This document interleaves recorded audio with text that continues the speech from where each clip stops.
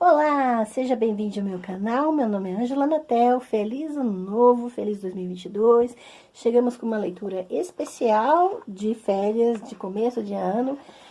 Eu quero ler um trecho desse livro aqui, Gêmeas Silenciosas, da Marjorie Wallace, que é fundamentado na história verídica de duas irmãs, né, as gêmeas, né, chamadas silenciosas, June e Jennifer Gibbons, e que tiveram uma história bem conturbada. Eu recomendo que você procure no YouTube um documentário a respeito delas. Eu vou deixar na descrição o link para esse documentário, que são a história dessas gêmeas que tinham uma conexão muito estranha, muito questionadora, né? E que não tinham uma comunicação como as demais pessoas, com as pessoas ao redor, mas entre si desenvolveram uma linguagem específica de comunicação, uma forma de comunicação, e era uma relação de amor e ódio, em que elas mesmas reconheciam essa conturbada relação. As duas produziram literatura, produziram arte, e a história, eu não vou dar muito spoiler, talvez você não conheça, né, o final da história delas, mas é verídico, é como um livro documentário em que a jornalista começa a analisar e ter contato com a história dessas meninas. Eu quero ler um trecho específico da história e recomendo que você se informe a respeito, que é realmente uma história intrigante. Foi no final de novembro de 1976 que Gloria, June e Jennifer Gibbons, agasalhadas com roupas de inverno, chegaram à clínica para terminar a charada com o Dr. Davis. Levaram algum tempo para tirar os casacos e se ajeitar. Parecia que as meninas só se mexiam quando ele estava de costas ou saía da sala. Ele ouvia o barulho rápido que cessava quando se virava para encontrá-las com expressões sérias e olhos baixos. Não pretendia ser manipulado naquele estranho jogo que elas faziam com ele, por isso evitou cuidadosamente afastar os olhos delas. Reviu a história das meninas, fazendo as perguntas apropriadas. Os rostos delas não demonstraram nem um piscar de olhos de interesse ou compreensão. Não havia comunicação. Embaraçada com o silêncio e disposta a implorar pelas filhas, Gloria respondeu a todas as perguntas com muitos detalhes, soterrando o Dr. Davis de tal forma que ele não pôde extrair nada das gêmeas, e nem mesmo pôde verificar se elas conseguiam falar fluentemente quando não havia ninguém por perto, conforme a mãe alegava. Davis descreveu a entrevista numa carta para Reese.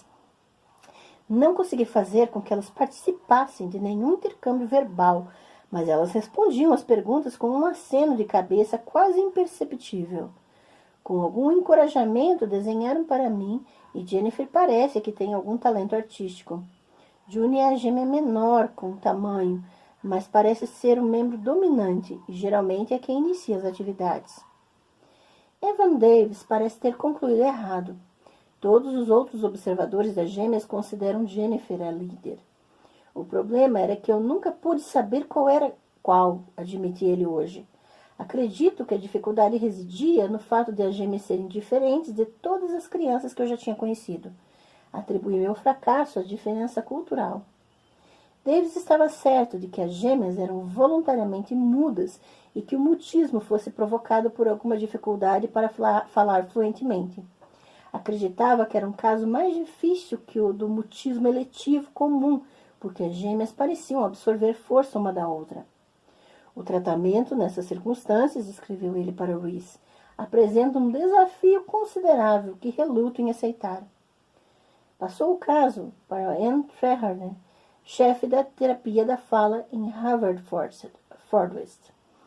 Até então, ninguém sabia ao certo se as gêmeas não podiam falar ou se, como acreditavam Dr. Reese e Dr. Davis, eram perfeitamente capazes, embora com algum impedimento, e haviam escolhido, por motivos psicológicos, simplesmente não fazer uso dessa capacidade.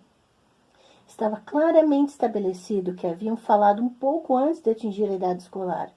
Não falavam com o pai, nem com o irmão mais velho, e ninguém as ouviu falar na escola. Gloria afirmava que falavam com ela quando não havia mais ninguém por perto, e com a pequena Rose, mas defendia as gêmeas com tanto ardor que não era inteiramente digna de crédito. Agora, uma terapeuta da fala poderia avaliar a sua condição. Anne Treherne trabalha no Hospital Witchbush e é, de certo modo, especialista em mutismo eletivo, pois tratou 6 ou 7 crianças com esse problema antes de conhecer as gêmeas, quase todas elas na área de Haverfordwest. Encontraram 1 ou 2 casos na Índia e no Canadá, especialmente de um garotinho com o qual usou um método de comunicação por meio de gravadora. O tratamento de June e Jennifer começou em fevereiro de 1977. Era difícil diagnosticar o problema básico das duas, porque era quase impossível fazê-las falar. Anne Treherne resolveu tentar a conversa e deixou as gêmeas sozinhas na sala com o gravador. De certo modo, com a fita gravada, a criança muda não tinha medo de ser ouvida. As gêmeas não iniciaram nenhuma conversação, mas uma vez ou outra davam respostas monossilábicas a perguntas diretas como "O que faz seu pai?" ou "Onde você mora?" E, para surpresa de Anne, demonstraram vontade de ler passagens de um livro ou algumas poesias. Esse aqui é um trecho muito breve e de uma só das milhares de experiências que fizeram com essas gêmeas.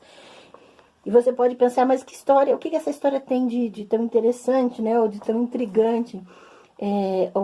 Elas se envolveram em crimes. Esse livro aqui, inclusive, você encontra em sebos, tem trechos de desenhos, fotos delas, e foi uma jornada que dá um thriller bem intrigante. E nesse caso, o final delas também, até hoje, uma delas sobreviveu, né? E a relação de hoje dela, ela é uma pessoa completamente diferente de tudo que está registrado na história.